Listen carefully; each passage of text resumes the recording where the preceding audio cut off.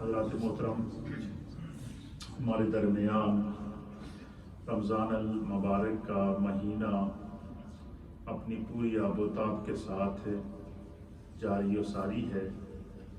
کیونکہ ہم اس وقت روزے کی حالت میں ہیں، تو ہمارا اس سال جو اصلاحی پروگرام ہے وہ احکام القرآن ہے کہ قرآن کریم کے اندر اللہ تعالیٰ نے مختلف احکام بیان کیے ہیں۔ تو میں سوچ رہا تھا کہ میں کس سے اس کا آغاز کروں، تو میرے دل میں اللہ نے ڈالا کہ میں سب سے پہلے روزے سے شروع کرتا ہوں۔ اس کی وجہ یہ ہے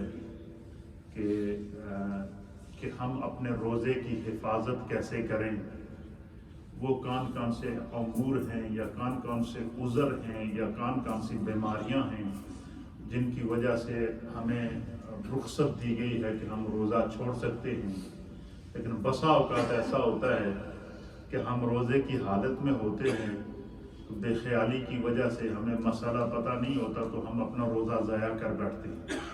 اس لیے جو بھی عبادت کی جائے اس عبادت کے احکام کو سمجھنا یہ بڑا ضروری ہے۔ آج کا ہمارا ٹاپک ہے کہ ہم اپنے روزے کی حفاظت کیسے کر سکتے ہیں، how we can protect our fast۔ ہم اپنے روزے کو کس طرح جو ہے وہ محفوظ کر سکتے ہیں، پروٹیکٹ کر سکتے ہیں، بچا سکتے ہیں۔ سب سے پہلے میں نے گزشتہ روز جو درس دیا تھا اس میں نے ایک چیز بیان کی تھی کہ اللہ تعالیٰ نے قرآن کریم فرقان مجید کے اندر 1000 آیات ایسی ہیں کہ جن میں اللہ نے امر دیا ہے۔ کیا دیا ہے؟ امر کا معنی ہے حکم دیا ہے۔ اللہ نے کسی کام کا حکم دیا ہے، اس میں عبادات بھی ہیں، اس میں معاملات بھی ہیں، اس میں روزمرہ کی جو ہماری زندگی ہے وہ ہیں، اس میں جو ہم چیز روز جو ہم کھاتے اور پیتے ہیں حلال اور حرام کا بیان ہے، اس کے اندر جائز اور ناجائز کا بیان ہے۔ مختلف قسم کے احکام ہیں قرآن کے اندر، اور بعض ان میں سے وہ ہیں کہ جو فرض ہیں، جیسے کہ روزہ ہم پر فرض ہے، بعض ان میں جس طرح کے 5 وقت کی نماز ہم پر فرض ہے، جس طرح کے صاحب نصاب پر زکوٰۃ کو ادا کرنا فرض ہے۔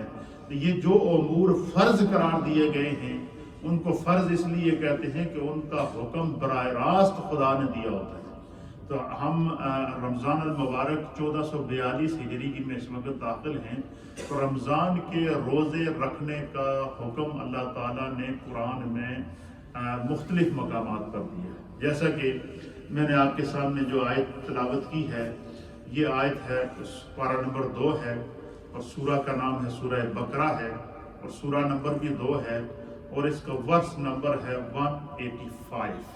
سورہ بقرہ سورہ نمبر 2 ورس نمبر 185۔ اس سورت کے اندر اللہ تعالیٰ نے سب سے پہلے رمضان کی فضیلت کو بیان کیا۔ اسی آیت کے اندر اللہ تعالیٰ نے اسی آیت کے اندر اللہ تعالیٰ نے پھر آگے جا کر وہ قرآن حکیم کی فضیلت کو بیان کیا۔ اسی آیت کے اندر اللہ رب العالمین نے یہ بیان کیا کہ بندہ مومن کو جب رمضان کا مہینہ پائے تو اس پر روزہ رکھنا اللہ نے فرض کر دیا۔ اگر آپ سے پوچھے کہ کوئی اگر آپ سے یہ پوچھے کہ ہم جو روزہ رکھتے ہیں ہم پر روزہ فرض ہے، تو یہ کہاں سے ثابت ہے، تو آپ نے کیا بتانا ہے کہ قرآن پاک کی سورہ بقرہ ہے، پارہ نمبر 2 ہے، اور آیت نمبر ہے 185۔ اس میں اللہ نے روزے کے فرض ہونے کا کیا کر دیا ہے، حکم دیا ہے۔ اسی طریقے سے قرآن پاک کی ایک اور آیت ہے، یہ بھی سورہ بقرہ ہے، اور سورہ بقرہ کی یہ آیت نمبر ہے 187۔ کتنا نمبر آیت ہے؟ 187 کے اندر بھی اللہ تعالیٰ نے روزے کو فرض کرنے کا روزے کی فرضیت کو بیان فرمایا ہے۔ تو سب سے پہلے 185 آیت ہے، اس کو سنیں۔ اللہ تعالیٰ فرماتا ہے رمضان کی فضیلت بیان کرتے ہوئے کہ شہر رمضان الذی انزل فیہ القرآن۔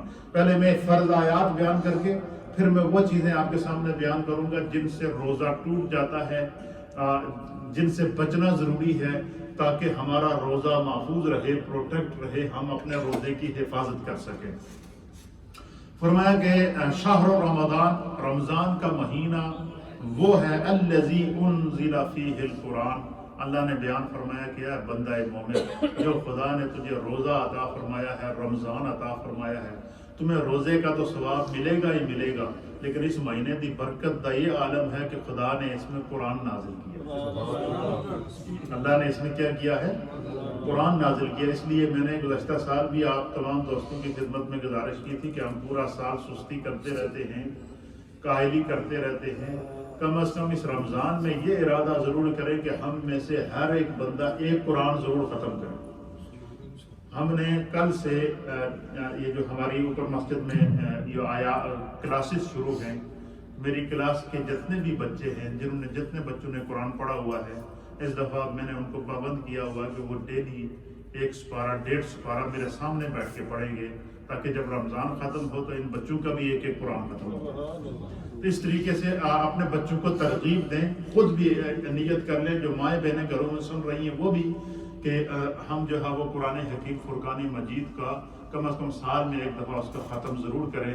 اگر کوئی کسی وجہ سے جس نے قرآن نہیں پڑھا ہوا ہے تو وہ کم از کم تراویح کی نماز اور 5 وقت کی نماز ضرور ادا کرے، کم از کم اسے پورا قرآن سننے کا ثواب مل جائے گا۔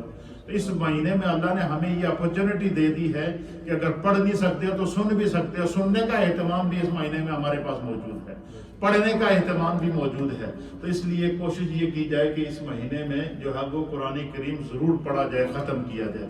تو اللہ فرماتا ہے کہ رمضان کا مہینہ وہ ہے جس میں اللہ نے قرآن نازل کیا، فرمایا کہ ہدی للناس، لوگوں کے لیے ہدایت دینے والا ہے، یعنی قرآن حکیم، وبینات، اور روشن دلیلیں ہیں اس کے اندر، من الہدا، اور ہدایت دینے والی چیزیں ہیں، والفرقان، اور حق اور باطل کے اندر فیصلہ کرنے والی چیزیں اللہ نے قرآن کے اندر نازل کی۔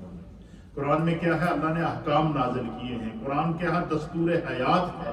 تو فرمایا کہ اس قرآن کو جو قیامت تک کے لیے انسانیت کے لیے رہنمائی ہے، دنیا کی ساری کتابیں ختم ہو جائیں گی لیکن قرآن ختم نہیں ہوگا۔ قیامت میں بھی قرآن ساتھ جائے گا، جنت میں بھی قرآن ساتھ جائے گا، یہاں تک کہ میرے آقا علیہ السلام نے فرمایا کہ جڑا بندہ قرآن دا قاری ہوئے گا، جو قرآن دا حافظ ہوئے گا، جس کو جتنا قرآن یاد ہوگا، اس کو اللہ تعالیٰ قیامت کے دن کہے گا کہ قرآن پڑھتا آیتاں پڑھتا جا تو جنت میں اپنا منزل طے کر، خدا تمہیں جنت میں وہ ٹھکانہ، فرمایا جہاں تیری آخری آیت ہوگی وہاں جنت میں تیرا ٹھکانہ ہوگا۔ تو آپ مجھے بتائیں کہ حافظ قرآن پہلی آیت سے شروع کرے گا اور 6666 منزل کے اوپر جب پہنچے گا تو کتنا بڑا اس کا جنت میں محل ہوگا، کتنا بڑا محل ہوگا۔ دنیا میں ہمارے ہاں حافظوں کے لیے جب وہ بڑی تنگ دستی سے ان کا وقت گزرتا ہے، بسا اوقات تو ان کو پوری تنخواہی نہیں ملتی پورا سال، بسا اوقات تو وہ بیچارے جو ہے وہ، لیکن قرآن سے ان کا دامن نہیں ہوتا۔ لیکن قیامت والے دن سب سے امیر جنت کا جو سب سے بڑا محل ہوگا وہ حافظ قرآن کا ہوگا، سب سے بڑا محل حافظ قرآن کا ہوگا۔ نبی پاک نے فرمایا اللہ اسے کیا کہے گا کہ قرآن پڑھتا جا اور اپنی منزلیں طے کرتا جا، فرمایا جڑی تیری آخری آیت ہوگی وہی جنت بھی تیرا ٹھکانہ ہوگا۔ تو حافظ لوگ قیامت والے دن کہاں ہوں گے؟ اپر کلاس میں ہوں گے، جنت کی اپر کلاس میں ہوں گے۔ اس لیے جو ہے وہ رمضان میں ہمیں قرآن پڑھنا اور پورا سال ہمیں قرآن کو پڑھنے کا معمول بنانا چاہیے۔ اسی آیت کے اندر اللہ تعالیٰ نے فرمایا کہ فَمَنْ شَاهِدَ مِنْكُمُ الشَّهْرَ فَلْيَصُمْ، یہ آیت امر ہے۔ یہ کیا ہے؟ آیت امر کتنی تھی؟ آیات امر 1000۔ یہاں اس آیت نمبر 185 سورہ بقرہ کے اندر اللہ فرماتا ہے کہ فَمَنْ شَاهِدَ مِنْكُمُ الشَّهْرَ، تم میں سے جو شخص بھی رمضان کا مہینہ پائے، کیا کرے؟ اسے چاہیے کہ فَلْيَصُمْ، تو وہ روزہ رکھے، روزہ رکھے۔ یہ کون کہ فرما رہا ہے؟ اللہ فرما رہا ہے، یہاں اللہ نے حکم دیا ہے روزہ رکھنے کا۔ اسی طریقے سے قرآن حکیم فرقان مجید کی سورہ بقرہ کی ہی آگے آیت نمبر ہے 187، اس میں اللہ تعالیٰ نے فرمایا کہ اَتِمُّ الصِّيَامَ إِلَى اللَّيْلِ، روزے کی حد بھی بتا دی، فرمایا روزے کو پورا کرو رات شروع ہونے تک، صبح صادق سے لے کر رات کو، کیا اس سے پہلے روزے کی ابتدا بیان فرمائی اسی آیت کے اندر، فرمایا کہ کلو وشربو، کھاؤ اور کھاتے اور پیتے رہو، حتی یتبین لکم الخیط الابیض من الخیط الاسود، اس وقت تک سحری کھاتے رہو کہ جب تک کہ سفید داغا اور کالا داغا ظاہر نہ ہو جائے۔ تو اس سے مراد کیا ہے؟ صبح صادق کا پھوٹ جانا۔ آسمان کے کناریوں پہ پہلے کیا ہوتی ہے؟ صبح صادق آتی ہے، اس کے بعد جو ہے وہ یہ فجر کا ٹائم شروع ہو جاتا ہے۔ صبح صادق سے فجر کا ٹائم شروع ہوتا ہے، تو صبح صادق سے ہماری سحری کی کیا ہوتی ہے؟ انتہا ہوتی ہے۔ تو یہاں اللہ تعالیٰ سورہ سحری کھانے کا فرمایا۔ سحری کھانے کا اگر کوئی آپ سے حکم فرمائے کہ قرآن میں کہاں ہے، تو سورہ بقرہ کی آیت نمبر ہے 187۔ سحری کا حکم کہاں ہے؟ 187۔ اسی طریقے سے اسی 187 کے اندر بھی اللہ تعالیٰ نے روزہ وَأَتِمُّ الصِّيَامَ إِلَى اللَّيْلِ، اور روزہ رکھو رات شروع ہونے تک۔ تو 187 کے اندر بھی اللہ تعالیٰ نے روزہ رکھنے کا کیا فرما دیا؟ حکم فرما دیا۔ تو اس لیے روزہ جو ہم پر فرض ہوا ہے، اس کی جہاں اور وجوہات ہیں، وہاں اس کی ایک وجہ یہ بھی ہے کہ اللہ تعالیٰ نے جو ہے وہ قرآن حکیم فرقان مجید کے اندر یہ بتا دیا ہمیں کہ جو ہے وہ تم پر جو ہے وہ روزہ فرض ہے۔ تو قرآن روزے کی فرضیت کی پہلی آیت کون سی ہے؟ اسی سورہ بقرہ کی 183 کے اندر، اور پیچھے چلے جائیں، آیت نمبر 183 کے اندر بھی اللہ تعالیٰ نے اعلان فرمایا۔ وہ اعلان کیا فرمایا؟ یا ایھا الذین آمنوا۔ اب یہاں پر ایمان والوں کو خاص بریکٹ کر دیا، یہ چیز تھوڑے واسطے خاص ہے، یہ خدا کی طرف سے اہل ایمان کے لیے تحفہ ہے۔ وہ کیا ہے؟ یا ایھا الذین آمنوا کتب علیکم الصیام کما کتب علی الذین من قبلکم۔ فرمایا کہ ایمان والو تم پر روزے فرض کیے گئے ہیں جس طرح کہ تم سے پہلے لوگوں پر فرض کیے گئے ہیں۔ تو یہاں پر اللہ نے کیا اعلان کیا کہ روزہ ہم پر کیا ہے؟ فرض ہے۔ وہ اگلی آیت کے اندر جب وہ فرمایا کہ فمن شاہد منکم الشہر فلیصم، کہ جب تم رمضان کا مہینہ پاؤ تو روزہ رکھو۔ یہاں پر بھی خدا نے روزہ رکھنے کا حکم دیا ہے۔ اس سے اگلی آیت میں آگے چلے جائیں 187 کے اندر فرمایا اتم الصیام الی اللیل، رات کے شروع ہونے تک اپنے روزے کو کمپلیٹ کرو، مکمل کرو۔ تو قرآن کریم میں تقریباً 3 سے زائد مقامات ایسے ہیں جہاں پر اللہ تعالیٰ نے روزہ رکھنے کا حکم دیا ہے، اور اسی وجہ سے اس روزے کو اہل ایمان پر فرض قرار دیا ہے۔ ایک بات یہ۔ دوسری بات جو اس میں اللہ تعالیٰ کی حکمت ہے کہ دیکھیں کہ میں نے کل بھی آپ کی خدمت میں پیش کیا تھا کہ قرآن کریم اور شریعت اور دین نبی پاک صلی اللہ علیہ وسلم نے امت تک تقریباً 23 سال کے عرصے میں پہنچا۔ 40 سال کی عمر میں آپ کو اعلان نبوت کا حکم دیا گیا، اور 63 سال کی عمر میں آپ کا وصال ہے۔ تو 23 سال کے عرصے میں نبی علیہ الصلوۃ والسلام بتدریج اپنی امت کو تعلیم دیتے رہے۔ اچھا، جو چیزیں قرآن کریم احکام القرآن کے اندر جو چیزیں اہل ایمان پر فرض کی گئی ہیں، ان میں سے سب سے پہلے جو چیز فرض کی گئی ہے وہ کیا ہے؟ اہل ایمان کے لیے سب سے پہلے اللہ تعالیٰ نے نماز کو فرض کیا۔ سب سے پہلے کیا ہے؟ نماز کو فرض کیا۔ اس کے بعد اللہ تعالیٰ نے زکوٰۃ کو فرض کیا، پھر اس کے بعد اللہ تعالیٰ نے روزے کو فرض کیا۔ اب اس میں کے اوپر ہمارے علماء اور محدثین اور محققین نے بڑی ایمان افروز بات لکھی ہے۔ وہ یہ لکھی ہے کہ سب سے پہلے نماز فرض کی گئی، پھر زکوٰۃ فرض کی گئی، پھر روزہ فرض کیا گیا، کیونکہ ان احکام میں سب سے سہل اور آسان نماز ہے۔ جب بندہ آسان کام کا عادی ہو گیا تو نماز پڑھنے کے جس وقت نماز کے عادی ہو گئے، نماز نے ان کو جو ہے وہ اپنے رب کے قریب کر دیا، تو ان کے اندر جب ذوق پیدا ہوا تو فرمایا کہ اور نماز یہ بدنی عبادت ہے۔ یہ کیا ہے؟ سردی ہو گرمی ہو، بندہ وضو کرتا ہے، چل کر آتا ہے، مشقت میں ہو، بیمار ہو، کسی بھی حالت میں ہو، نماز پڑھتا ہے۔ فرمایا کہ یہ انسان کے بدن کی گواہی دیتی ہے، اور یہ ایسی بدنی عبادت ہے کہ اس میں بندہ پیشانی کو بھی زمین پر رکھتا ہے، اس میں بندہ ہاتھوں کو بھی زمین پر رکھتا ہے، اس میں بندہ گھٹنوں کو بھی زمین پر رکھتا ہے، اس میں بندہ پاؤں کو بھی زمین میں رکھتا ہے، اس میں بندہ پورا کھڑا بھی ہوتا ہے۔ تو انسان کے جسم کا ہر عضو، پارٹ آف دا باڈی جتنے بھی ہیں، یہ سارے کے سارے کیا ہوتے ہیں؟ جب اللہ کی عبادت کرتے ہیں تو فرمایا کہ پھر نبی علیہ الصلوۃ والسلام نے فرمایا کہ اس نماز کا پتہ ہے کی فائدہ ہے؟ اللہ، ایمان تازہ ہو جائے گا۔ حضور نے فرمایا کہ جب قیامت کا دن ہوگا، حضرت آدم علیہ السلام سے لے کر میری امت تک 1.25 انبیاء کی امتیں موجود ہوں گی۔ کیا ہوں گی؟ حضور نے فرمایا کہ انہوں نے مشرق اور مغرب کو گھیرا ہوا ہوگا، اتنی زیادہ ہوں گی۔ اب مجھے بتائیں کتنی بڑی امتیں ہوں گی کہ ہر نبی اپنی امت کے ساتھ موجود ہوگا. نبی علیہ الصلوۃ والسلام نے فرمایا کہ ان 1.25 لاکھ امتوں میں سے سب سے منفرد، سب سے ڈیفرنٹ اور سب سے جو ہے وہ وکری نظر آنے والی جڑی امت ہوگی، اس نے فرمایا وہ میری امت ہوگی. وہ کیا ہوگی؟ میری امت ہوگی. بولا 1.25 لاکھ انبیاء اپنی امتوں کے ساتھ موجود ہوں گے، 1.25 لاکھ انبیاء کی امتیں موجود ہوں گی، لیکن میرے آقا فرماتے ہیں کہ ان 1.25 لاکھ امتوں میں سے امت محمد مصطفیٰ سب سے بکری ہوگی، سب سے بکری ہوگی اور سب سے الگ پہچان ہوگی ان کی. اور حضور نے فرمایا یہ بھی بتاؤں کہ انہیں دی بکری چیز کیا ہوئے گی؟ وہ کس چیز سے پہچانے جائیں گے کہ یہ محمد عربی کے غلام ہیں؟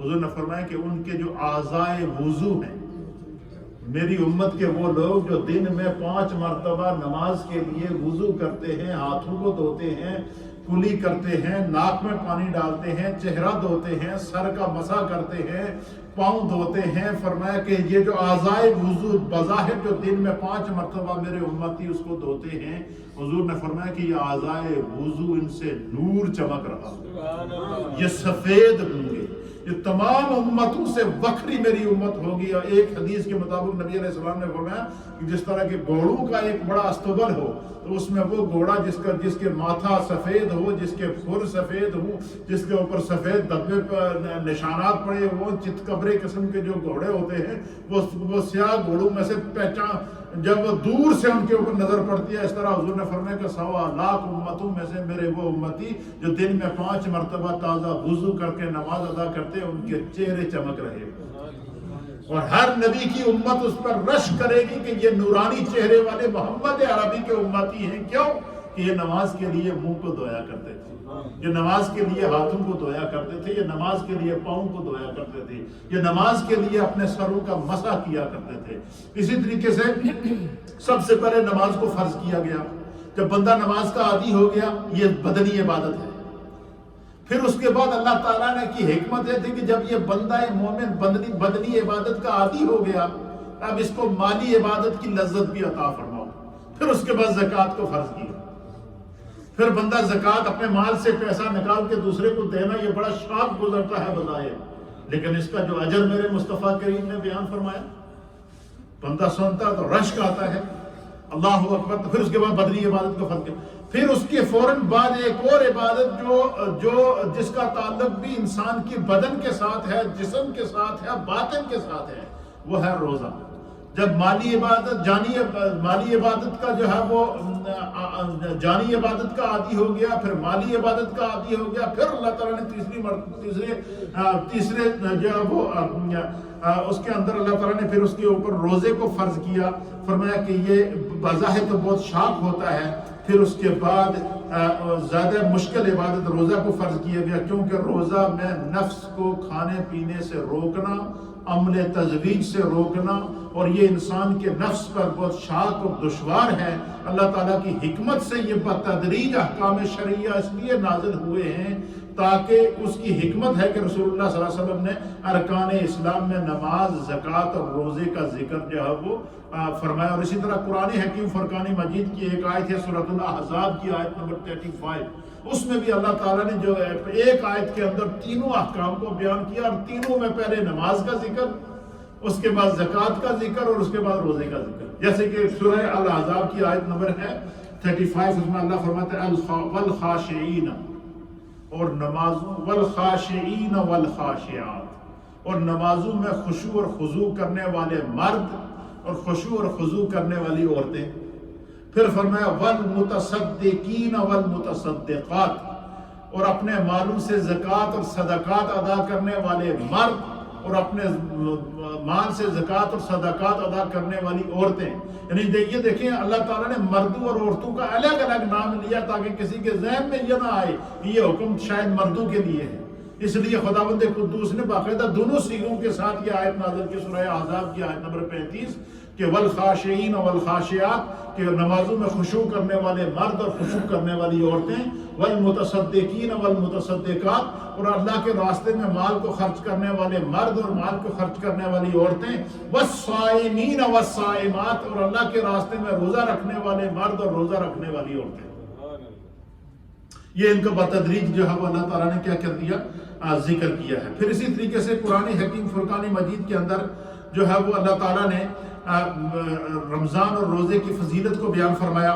پھر نبی علیہ الصلوۃ والسلام نے جو ہے وہ اس کی اہمیت کے اوپر بڑی تفصیل کے ساتھ بیان فرمایا ہے، اور روزے کی بہت ساری حکمتیں ہمارے علماء اور محدثین نے نقل فرمائی ہیں۔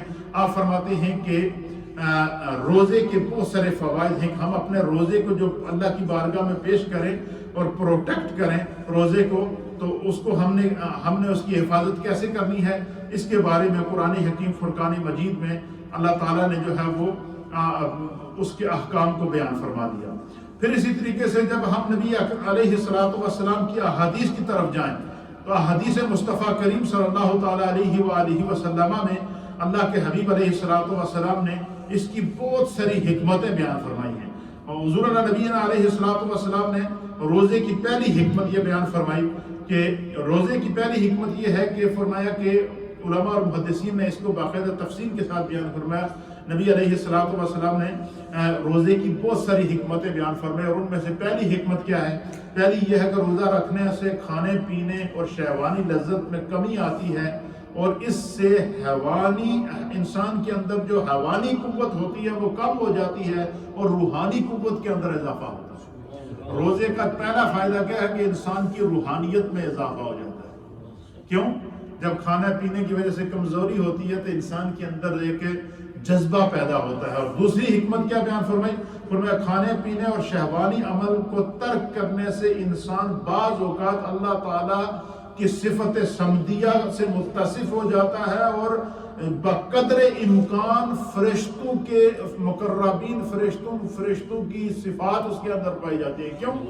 دیکھیں دنیا کے اندر رہنا، کھانا پینا اور شہوانی لذت کو پورا کرنا یا دنیاوی ضرورتوں کو پورا کرنا یہ ہم لوگوں کی ضرورت ہے، فرشتے سے کیا ہے؟ بری ہے۔ فرشتے شادی شدہ نہیں ہے، فرشتوں کو عمل تزویج کی ضرورت ہے نہیں پڑتی، فرشتوں کا رزق کی خدا کی تسبیح ہے۔ تو فرمایا کہ جب بندہ روزے کی حالت میں کھانا پینا چھوڑ دیتا ہے، کھانا موجود ہے نہیں کھا رہا ہے، پانی موجود ہے نہیں پی رہا ہے، اسی طریقے سے جو ہے وہ عمل تزویج جو امور اس کو غیر رمضان میں اس کا اپنی بیوی کے ساتھ ملنا جو ہے وہ غیر رمضان میں دن کو جائز تھا، لیکن روزے کی حالت میں وہ اس عمل کو نہیں کر رہا ہے۔ فرمایا یہ انسان کے اندر ملکوتی صفات اللہ پیدا کر دیتا ہے، تو اس کی روحانیت کے اندر اور اضافہ ہوتا ہے۔ یہ دوسری حکمت ہے۔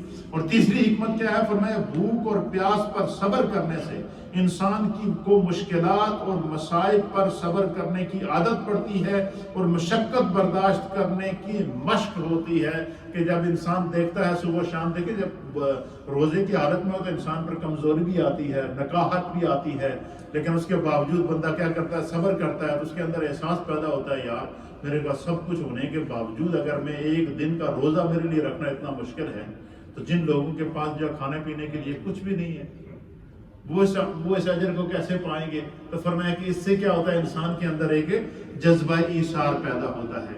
نمبر 4، روزے کی حکمت یہ بیان کی گئی ہے، علماء اکرام نے بیان کی ہے کہ خود بھوکا اور پیاسا رہنے سے انسان کو دوسروں کی بھوک اور پیاس کا احساس ہوتا ہے، اور پھر اس کا دل غربا کی مدد کی طرف مائل ہوتا ہے۔ تو روزے سے دوسروں کا احساس پیدا ہوتا ہے۔ اسی لیے نبی علیہ الصلوۃ والسلام نے ایک حدیث کے اندر فرمایا کہ واہ شہر المواسات، کہ یہ جو رمضان کا مہینہ ہے یہ غم خواری کا مہینہ ہے، یہ دوسرے کے دکھوں کو سمجھنے کا مہینہ ہے، دوسروں کی تکالیف کو سمجھنے کا مہینہ ہے۔ فرمایا جب بندہ خود بھوکا پیاسا رہے گا تو اس کے اندر احساس پیدا ہوگا کہ وہ لوگ بھی تو ہیں جن کو ایک وقت کا کھانا بڑی مشکل سے ایک لقمہ کے اوپر وہ ایک دن گزار لیتے ہیں۔ تو فرمایا کہ اس کے اندر جا کر 5ویں حکمت کیا فرمایا؟ بھوک اور پیاس کی وجہ سے انسان گناہوں کے ارتکاب سے محفوظ رہتا ہے۔ یہ روزہ انسان کو گناہوں سے روکتا ہے۔ اور 6 کیا ہے؟ فرمایا بھوکا اور پیاسا رہنے سے انسان کا تکبر ٹوٹتا ہے۔ کیا ہوتا ہے؟ انسان کا تکبر ٹوٹتا ہے، اور اسے احساس ہوتا ہے کہ وہ کھانے پینے کی معمولی سی مقدار کا محتاج ہے، تو پھر کائے کا تکبر کر رہا ہے؟ اسے اگر ایک وقت کا کھانا نہ ملے تو وہ نڈھال ہو جاتا ہے، پانی بند ہو جائے تو تڑپنا شروع ہو جاتا ہے، ہوا بند ہو جائے تو تڑپنا شروع ہو جاتا ہے۔ تو فرمایا کہ جب حالت روزے میں جب انسان کیا ہوتا ہے، فرمایا کہ جب بھوک اور پیاس کے اندر کمزوری پیدا ہوتی ہے، احساس پیدا ہوتا ہے، تو اس کے اندر سے تکبر ختم ہو جاتا ہے، عجب ختم ہوتا ہے، اس کے اندر عاجزی آتی ہے۔ تو روزہ عاجزی لے کر آتا ہے۔ اور میں نے گزشتہ درس میں بھی آپ کی خدمت میں پیش کیا تھا کہ اس روزے کا جہاں اور فائدے ہیں، وہاں پر ایک فائدہ یہ بھی ہے کہ پورے سال کے لیے انسان کی باڈی، اس کا دماغ اور اس کا ذہن یہ اس چیز کے لیے تیار ہو جاتا ہے کہ اس کو آگے سے فوائد ملتے ہیں۔ پھر اسی طریقے سے ساتواں کیا کہ بھوکا رہنے سے ذہن تیز ہوتا ہے۔ بھوکا رہنے سے کیا ہوتا ہے؟ ذہن تیز ہوتا ہے، بصیرت کام کرتی ہے، نظر تیز ہوتی ہے۔ یہ دیکھیں روزے کی یہ حکماء کے نزدیک یا روزوں کی کیا ہے، اور ائمہ کے نزدیک روزوں کا بینیفٹ ہے۔ فرمایا کہ جس کا پیٹ بھوکا ہوگا اس کی فکر تیز ہوگی۔ یہ کون لکھتا ہے؟ حضرت امام غزالی نے احیاء العلوم کے اندر لکھا ہے کہ اگر بندہ یہ چاہے کہ اس کا دماغ تیز ہو، فرمایا جب بندہ کھانا پیٹ بھر کے کھائے تو اس کی آنکھیں نہیں کھلے گی، سستی چڑھ جائے، جب پڑھنا کیا تو سوچنا کیا۔ فرمایا کہ جب انسان کا ذہن خالی ہوتا ہے، پیٹ خالی ہوتا ہے، معدہ خالی ہوتا ہے، تو پھر دماغ کے اندر تازگی پیدا ہوتی ہے، تو انسان کا ذہن تیز ہوتا ہے۔ تو جڑے لوگ زیادہ کند ذہن ہیں تو انہوں نے چاہیے کہ وہ کوئی مہینے 2-3 روزے رکھ چھوڑا کریں، شاید اس برکت نال خداوند قدوس ہے ان کا ذہن کیا کر دے، وہ اس کو تازہ کر دے۔ پھر فرماتے ہیں کہ امام غزالی رحمۃ اللہ علیہ کہتے ہیں کہ پیٹ بھر کر کھانا یہ بیماری کی جڑ ہے۔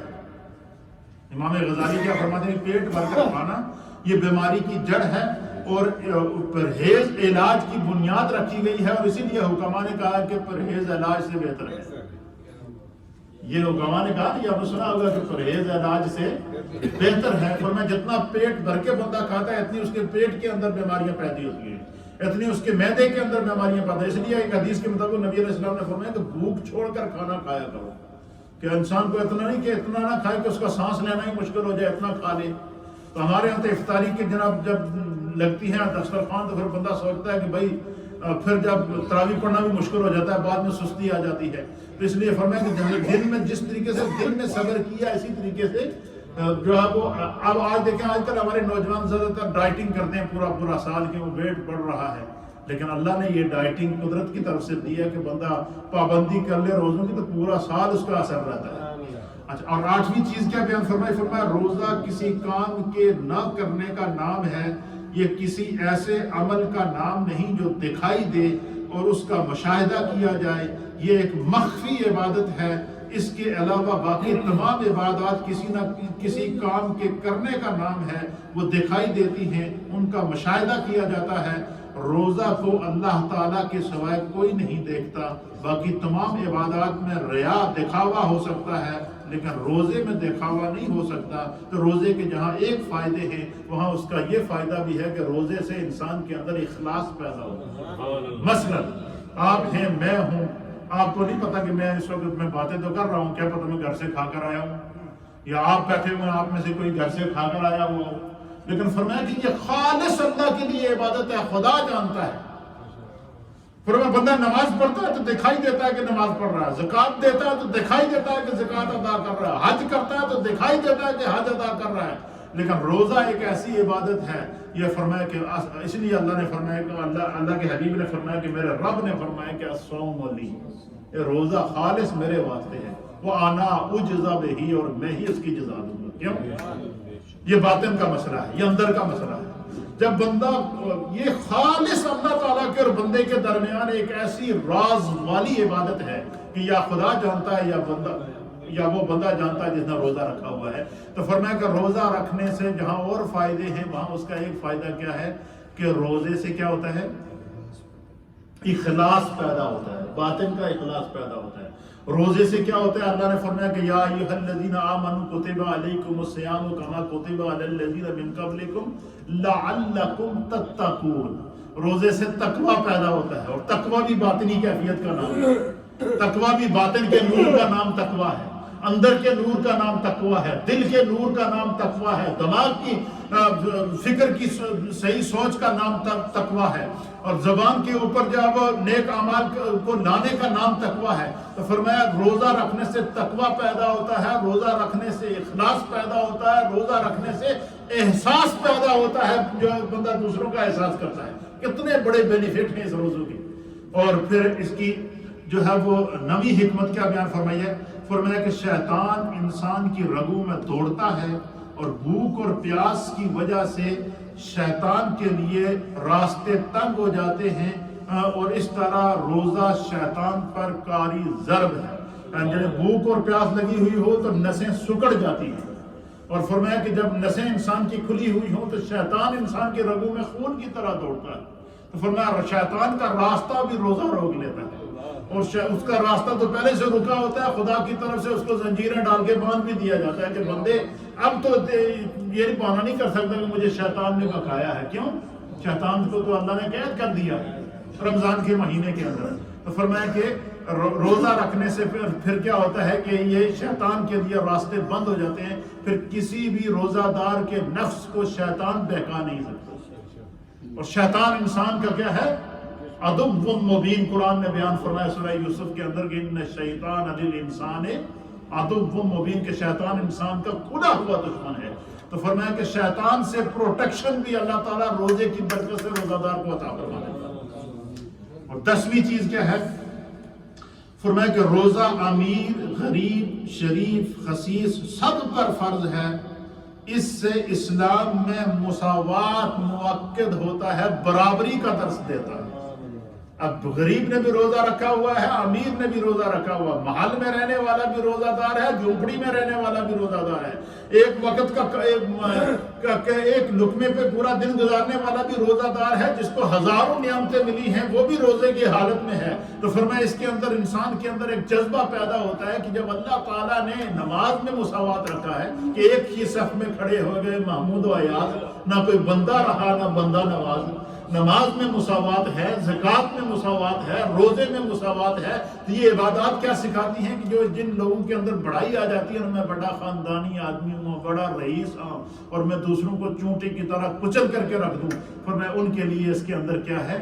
نصیحت ہے کہ فرمایا کہ یہ روزہ رکھنے سے انسان کے اندر یہ جذبہ پیدا ہوتا ہے کہ یار جس بندے کو ایک وقت کا کھانا میسر نہیں آتا وہ بھی تو آج میری طرح ہی ہے، میرے پاس سب کچھ ہونے کے باوجود میں آج بھوکا اور پیاسا ہوں۔ تو فرمایا کہ روزہ رکھنے سے کیا ہوتا ہے؟ روزہ مساوات کا درس دیتا ہے، برابری کا درس دیتا ہے، روزہ بڑائی کو ختم کر دیتا ہے، روزہ تکبر کو ختم کر دیتا ہے، روزے سے ایثار پیدا ہوتا ہے، روزے کے اندر اخلاص پیدا ہوتا ہے۔ روزے کی یہ ساری برکات ہیں جو ہمارے رب نے ہمارے لیے رکھی ہے، اور یہ ساری کی ساری نبی پاک کے امتیوں کے لیے خدا کی طرف سے تحفہ ہے۔ اور 12ویں چیز کیا ہے؟ فرمایا روزانہ ایک وقت پر سحری اور ایک وقت پر افطاری کرنے سے انسان کو نظام الاوقات کی پابندی کی مشق ہوتی ہے۔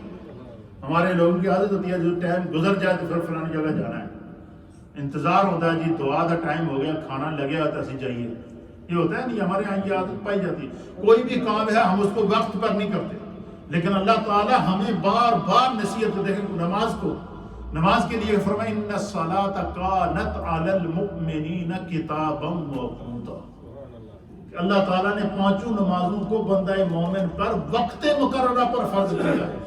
بندہ فجر پڑھ کے کہے کہ میں 4 کٹھیاں پڑھ لیا تو نہیں، یا فجر میں کہے کہ میں زور پڑھ لوں تو نہیں، یا زور میں کہے کہ میں عصر پڑھ لوں کہ نہیں۔ فرمایا کہ ہر نماز کو اس کے وقت پر مقرر کیا گیا، اس لیے سحری کا وقت بھی مقرر کیا گیا، افطاری کا وقت بھی مقرر کیا گیا ہے۔ اور یہ ساری چیز کیوں بتائی جا رہی ہے کہ اے انسان یہ تیری زندگی کی وقت کی گھڑی چل رہی ہے، اس لیے اپنے وقت کا خیال رکھتے ہوئے وقت کی ہمیں پابندی کرنی چاہیے۔ تو روزہ ہمیں جہاں مساوات سکھاتا ہے، روزہ ہمیں جہاں اخلاص سکھاتا ہے، روزہ ہمیں جہاں پر محبت سکھاتا ہے، وہاں پر روزے کے ذریعے کیا ہوتا ہے کہ جب وہ ہمیں مساوات کا درس ملتا ہے۔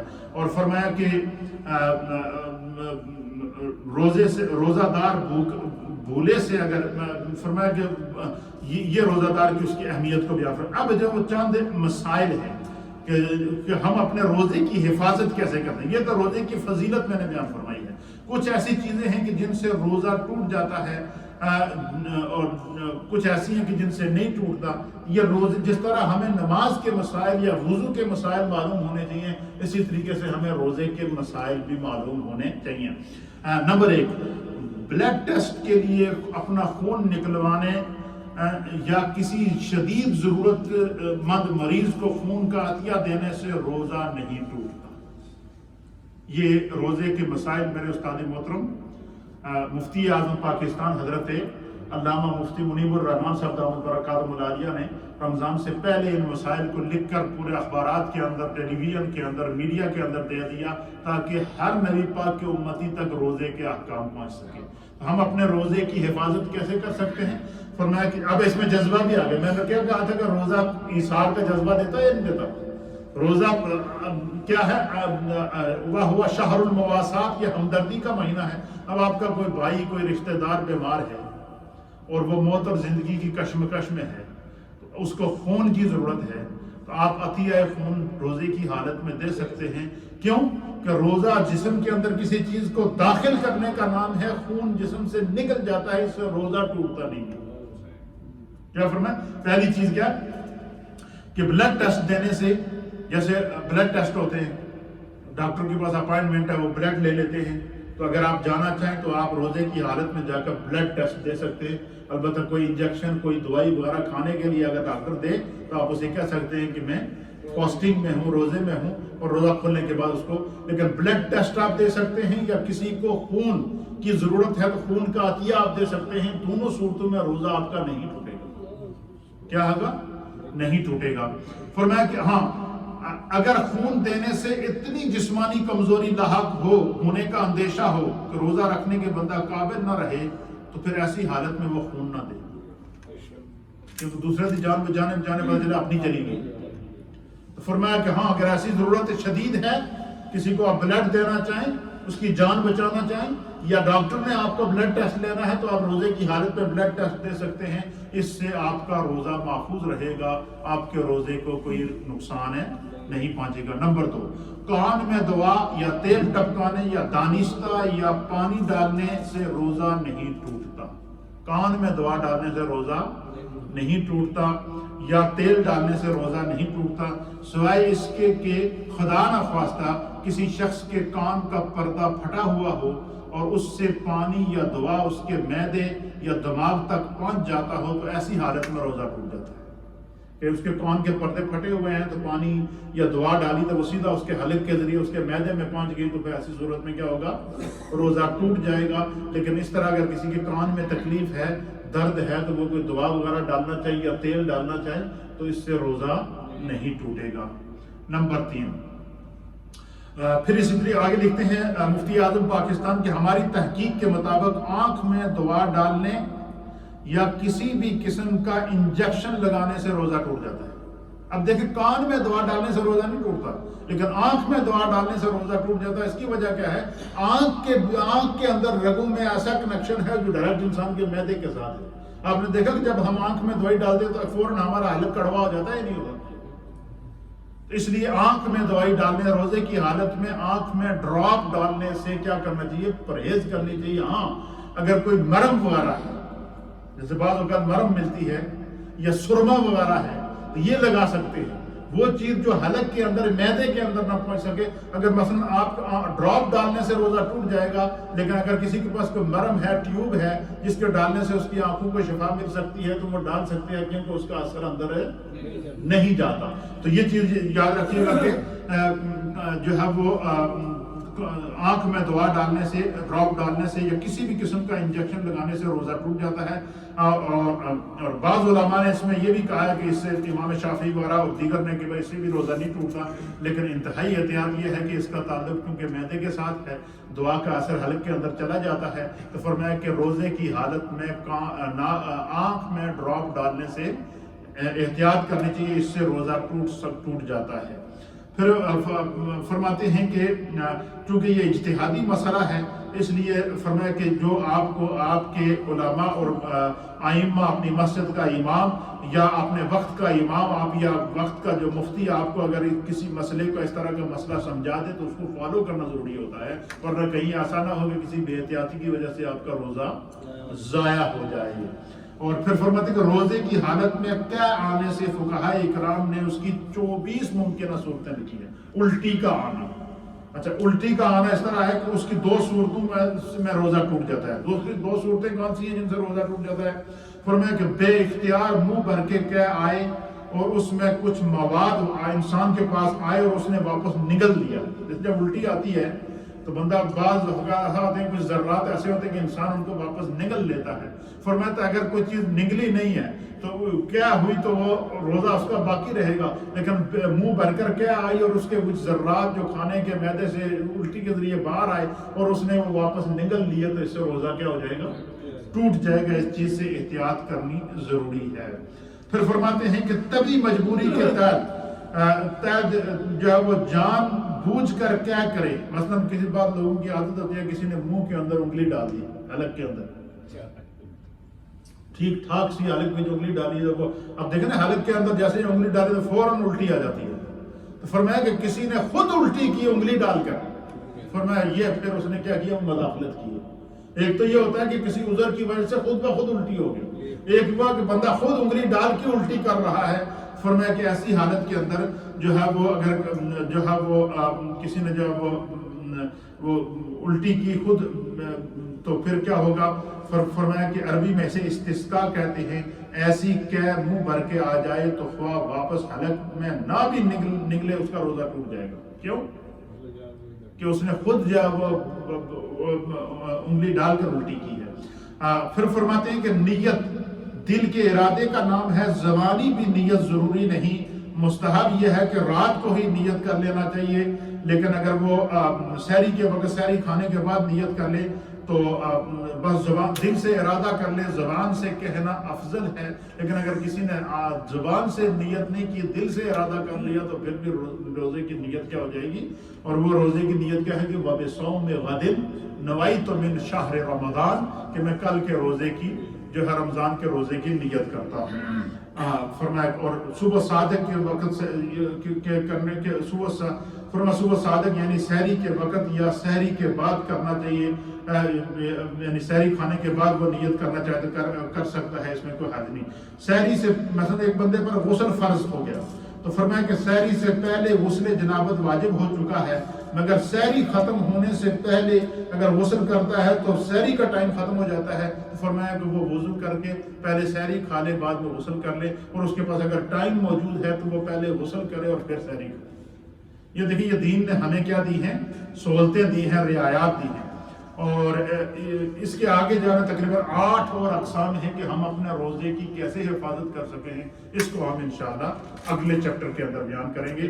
آج ہم نے کیا سیکھا ہے کہ روزہ ہمیں کیا درس دیتا ہے؟ مساوات کا درس دیتا ہے۔ روزے سے انسان کے اندر اخلاص پیدا ہوتا ہے، روزے سے انسان کے اندر تقویٰ پیدا ہوتا ہے، روزے سے انسان کو باطنی نور ملتا ہے، روزے کی وجہ سے اللہ تعالیٰ انسان کو کیا کرتا ہے جو ہے وہ اس کے اندر مساوات کا جذبہ پیدا کرتا ہے، روزے سے انسان کے اندر کیا ہوتا ہے جو ہے وہ غریب پروری پیدا ہوتی ہے، روزے سے انسان کے اندر احساس پیدا ہوتا ہے، اور اس کے ساتھ ساتھ پھر کیا ہوتا ہے؟ فرمایا کہ جو ہے وہ یہ وہ چند امور ہیں جن کی وجہ سے روزہ انسان کا ٹوٹ سکتا ہے، ہمیں ان امور سے بچنا چاہیے۔ یہ تقریباً 6 میں نے بیان کر دیے ہیں، اس کے آگے تقریباً 8-10 اور ہیں، وہ بیان کریں گے، اس چیپٹر کو مکمل کریں گے تاکہ ہم اپنے روزے کی کیا کر سکیں؟ حفاظت کر سکیں۔ کل چونکہ 3 رمضان ہے اور کل سیدہ کائنات سیدہ طیبہ طاہرہ فاطمہ الزہرا رضی اللہ تعالی عنہا کا یوم ہے، کل سیدہ کائنات کی بارگاہ میں خراج عقیدت پیش کریں گے، پھر یہ ہمارا احکام قرآن کا سلسلہ جاری رہے گا۔